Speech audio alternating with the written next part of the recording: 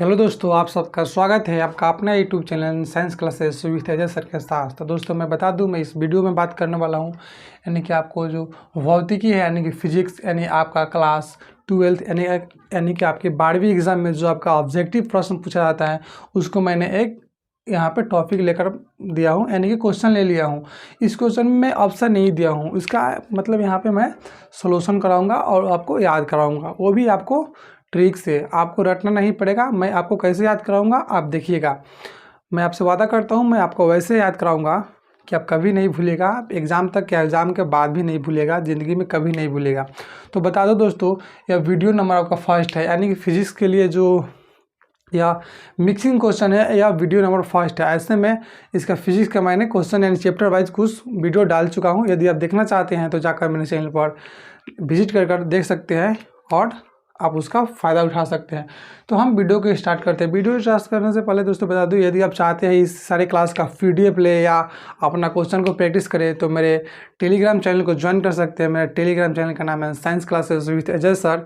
Search कीजिएगा तो जाकर वहाँ पर मेरा फोटो मिलेगा, उसको आप ज्वाइन कर सकते हैं और वहाँ पर आपको बेनिफिट मिलता रहेगा। तो दोस्तों वीडियो अच्छा लगेगा तो वीडियो को लाइक करके चैनल को सब्सक्राइब कर दीजिएगा, बेल आइकन प्रेस कीजिएगा और दोस्तों के पास शेयर कीजिएगा। मैं इधर में सॉल्व करा रहा हूँ, आप अपने भी नोट्स में इसको सॉल्व लिखते जाइएगा ताकि आपको भी कोई दिक्कत ना हो। तो हम स्टार्ट करते हैं। आपका फर्स्ट वीडियो है, देखिए मैं कैसे आपको याद कराता हूँ, एक बार शुरू से अंत तक जरूर देखिएगा।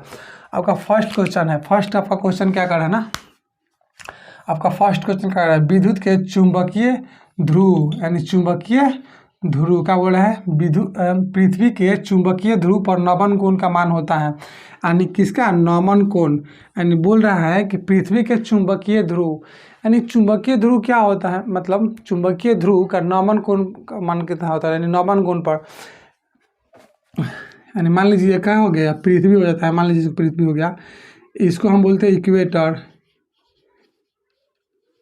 इक्वेटर बोलते हैं, इसको पोल बोलते हैं, इसको इक्वेटर बोलते हैं, इसको बोलते हैं पोल। तो इसको पोल का हिंदी क्या होता है, ध्रुव होता है, मतलब पोल का इंग्लिश हिंदी में क्या बोलते हैं हम लोग, ध्रुव। तो वही पूछ रहा है कि पृथ्वी के चुंबकीय ध्रुव पर नमन कोण का मान, यानी कि यहाँ पर नमन कोण का मान पूछ रहा है।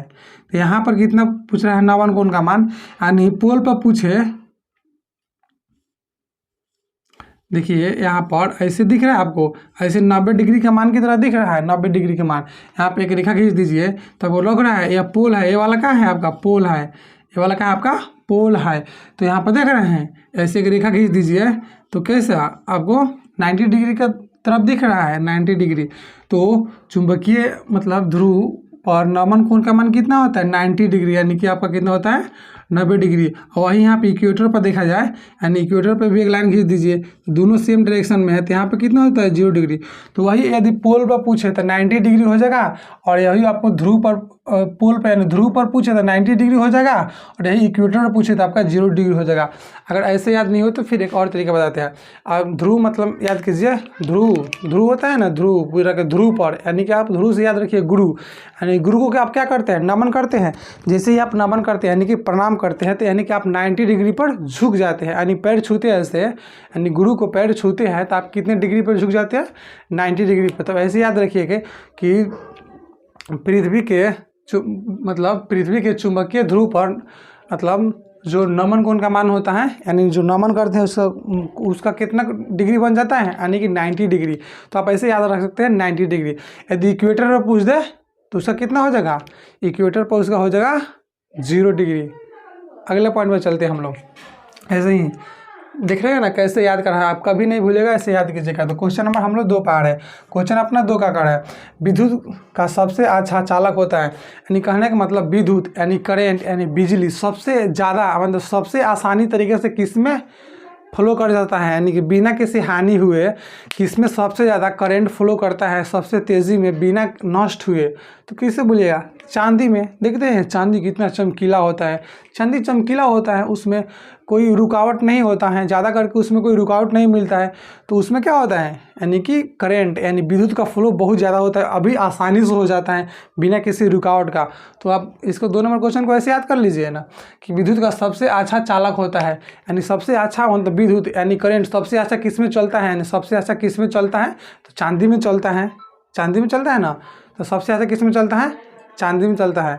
तो क्वेश्चन नंबर 2 का आंसर कितना हो जाएगा, क्या हो जाएगा आपका, चांदी। क्वेश्चन नंबर 2 का आंसर कितना हो जाएगा, चांदी।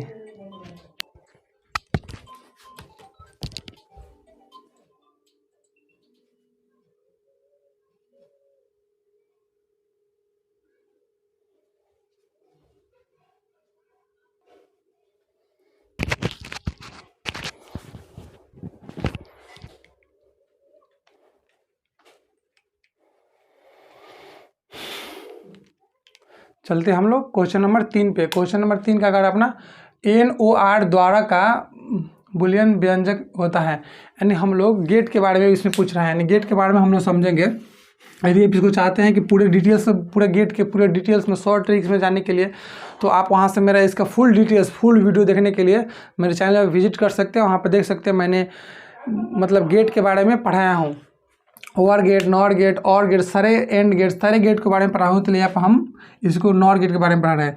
नॉर NOR गेट का क्या पूछ रहा है आपको, बुलियन व्यंजक के बारे में पूछ रहा है नॉर गेट को।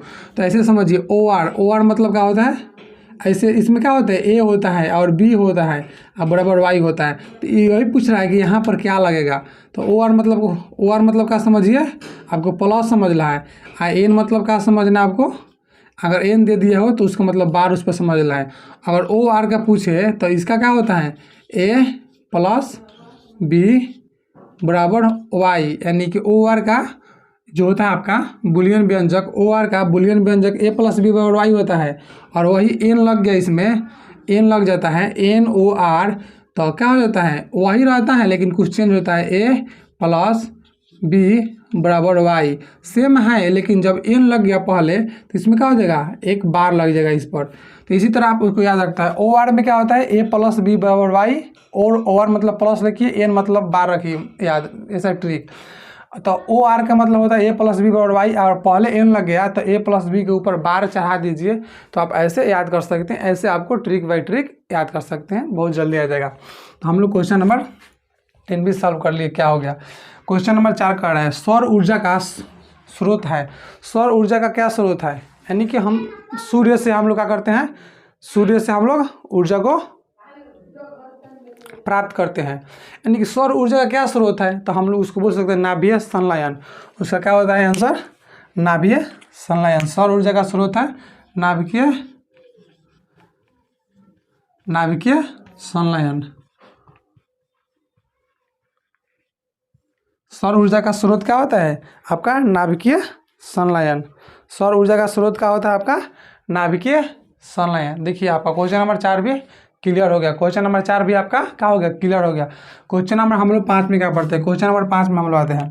क्वेश्चन नंबर आपका 5 क्या कर रहे हैं कि फोटोन का विराम द्रव्यमान होता है। मान लीजिए फोटोन कोई एक पार्टिकल्स है, कोई भी चीज़ है, पूछ रहा है कि विराम द्रव्यमान यानी कि स्थिर है, द्रव्यमान उसका पूछ रहे हैं, तो स्थिर है मतलब उसका द्रव्यमान पूछ रहा है। तो फोटोन का जो स्थिर द्रव्यमान होता है 0 होता है। स्थिर द्रव्यमान होता है आपका, मान लीजिए यहाँ पर कोई फोटोन है, कौन है, फोटोन है।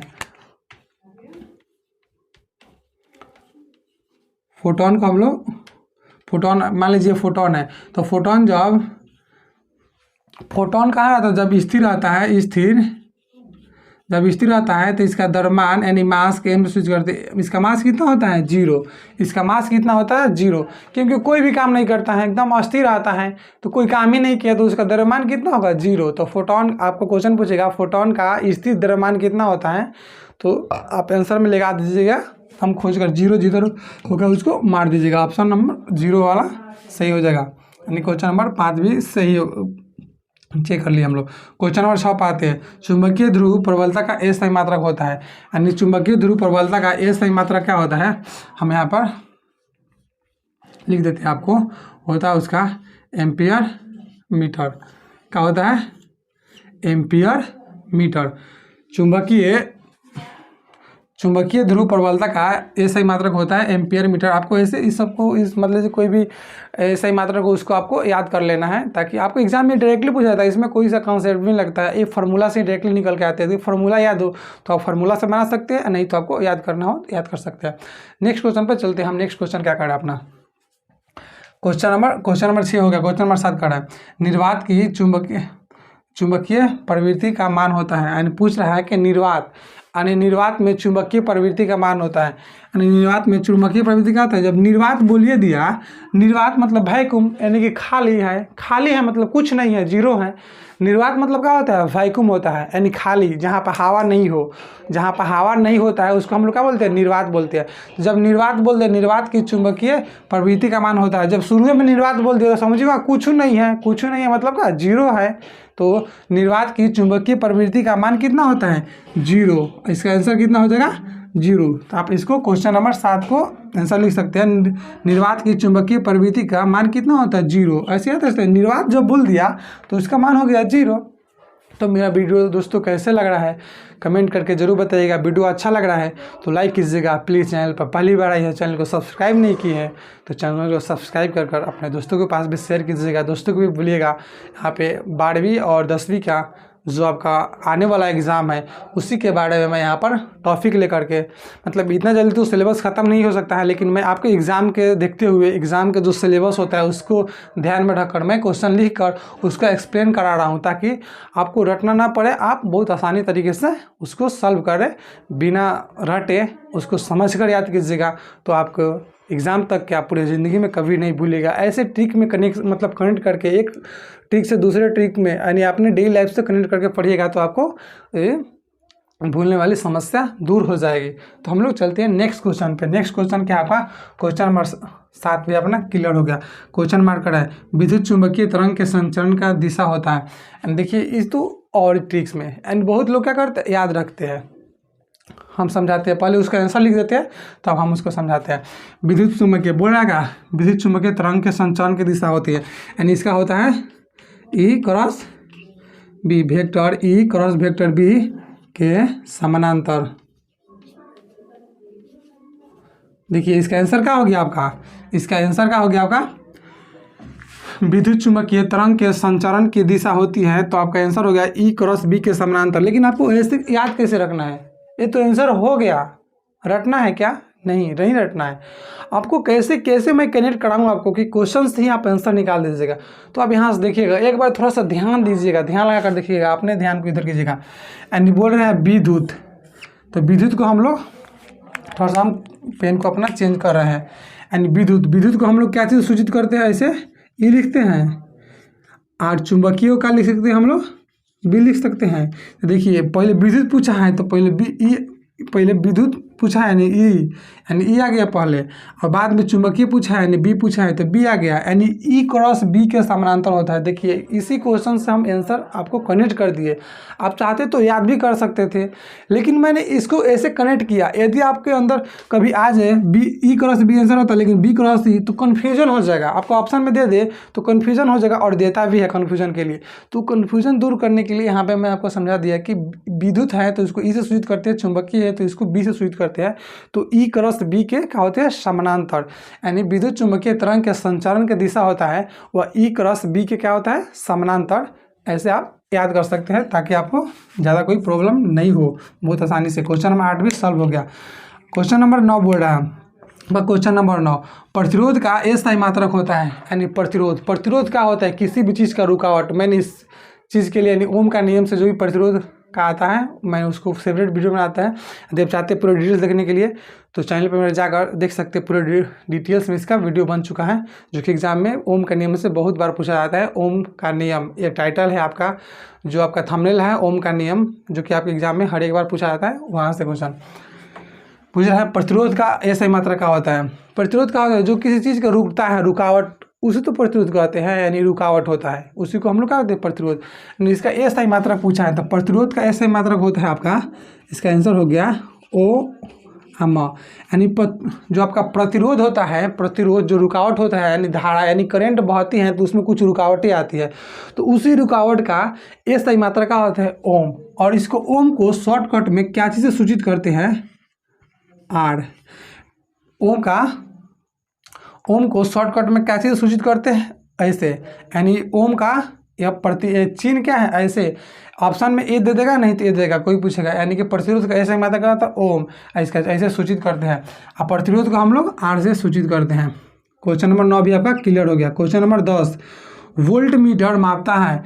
वोल्ट मीटर क्या है? वोल्ट मीटर क्या है? एक मशीन है जो आपके घर में कितना विभवांतर आया, यानी विभवांतर को मापता है, यानी दो जगहों के बीच किसी भी परिपथ में, यानी दो बिंदुओं के बीच कितना विभव का अंतर है, वही विभवांतर मापता है। यानी वोल्ट मीटर का काम क्या है? वोल्ट मीटर एक मशीन होता है, यानी वोल्ट मीटर एक मशीन होता है जो कि विभवांतर को मापता है। देखिए आपको याद करने का तरीका, वोल्ट मीटर वहीं से व से स्टार्ट है, अब विभवांतर भी वहीं से स्टार्ट है। तो वोल्ट मीटर जो होता है आपका, वोल्ट मीटर क्या चीज़ को मापता है? आपको विभवांतर के, यानी कि वोल्ट मीटर जो मापता है आपको क्या चीज़ को मापता है?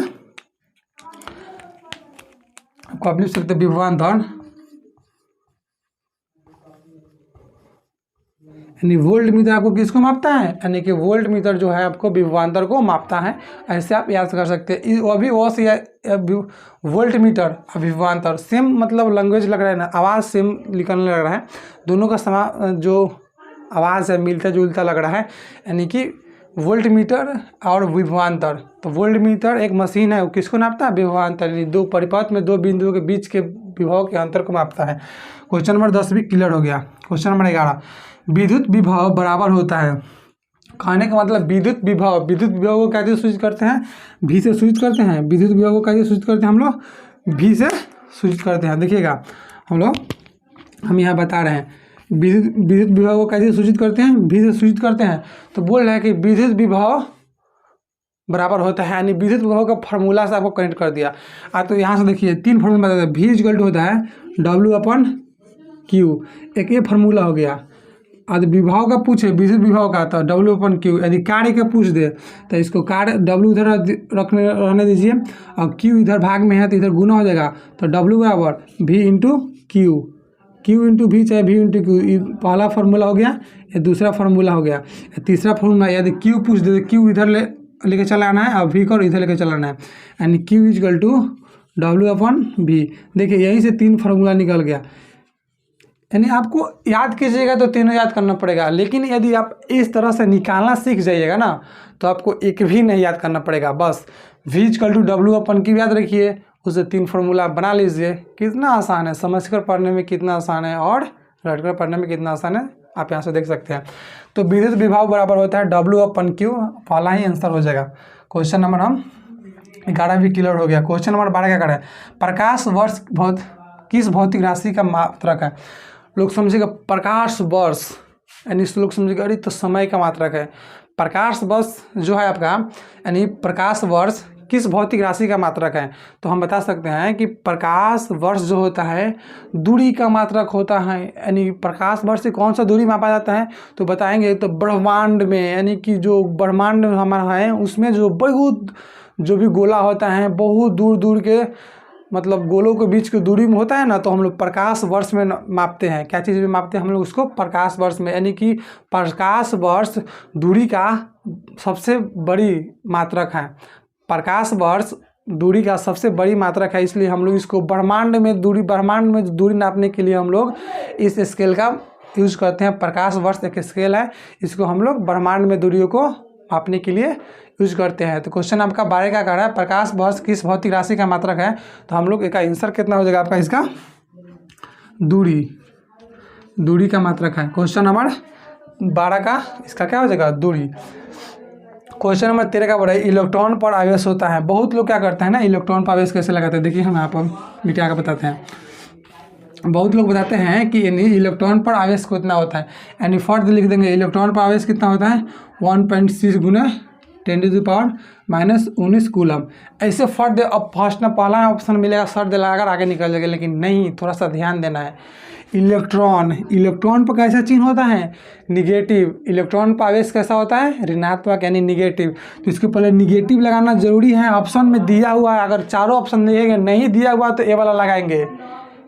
अगर माइनस नहीं दिया हुआ तो ये लगाएंगे, यदि किसी भी ऑप्शन में माइनस दे दिया हुआ तो सबसे पहले माइनस वाला ढूंढेंगे, क्योंकि इलेक्ट्रॉन और प्रोटॉन का अवयव समान होता है। अंतर यही होता है कि इलेक्ट्रॉन पर माइनस होता है और प्रोटॉन पर क्या होता है, प्लस होता है, यानी प्लस 1.6 गुने 10⁻⁻19 कूलम इलेक्ट्रॉन का वैसे होता है और प्रोटॉन का वैसे होता है। तो एक क्वेश्चन यहाँ से क्लियर हो गया, एक क्वेश्चन यहाँ से क्लियर हो गया। तो आप ऐसा कर सकते हैं, दोनों क्वेश्चन देखिए कितना डिफरेंट है, सिर्फ प्लस और माइनस के यहीं से लोग गलती करके आते हैं। तो आप इसको इलेक्ट्रॉन पर ई माइनस लिखा हुआ है नहीं, इससे माइनस रहता है, इस मतलब प्रोटॉन पर कुछ नहीं लिखा है यानी प्लस, यानी कि प्लस से स्टार्ट होता है। तो दोस्तों मेरा क्वेश्चन कैसा लगा कमेंट बॉक्स में जरूर कमेंट करके बताइएगा।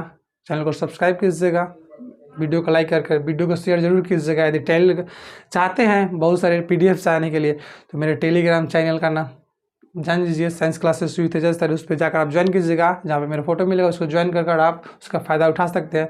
बाकी नेक्स्ट वीडियो की किस टॉपिक पे, मतलब के कैसे टॉपिक पर आप वीडियो चाहते हैं, आप कमेंट बॉक्स में जरूर कमेंट कीजिएगा। यदि आप किस टॉपिक भाई चाहते हैं क्वेश्चन तो उस टॉपिक को कमेंट बॉक्स में जरूर कमेंट कीजिएगा, उस पर भी मैं वीडियो बनाऊंगा। और ये जो आपका सीरीज़ है चलता ही रहेगा आपका एग्ज़ाम तक, मेरे को सपोर्ट कीजिएगा, यानी वीडियो को पूरा ज़्यादा से ज़्यादा शेयर कीजिएगा। Thank you for watching my video.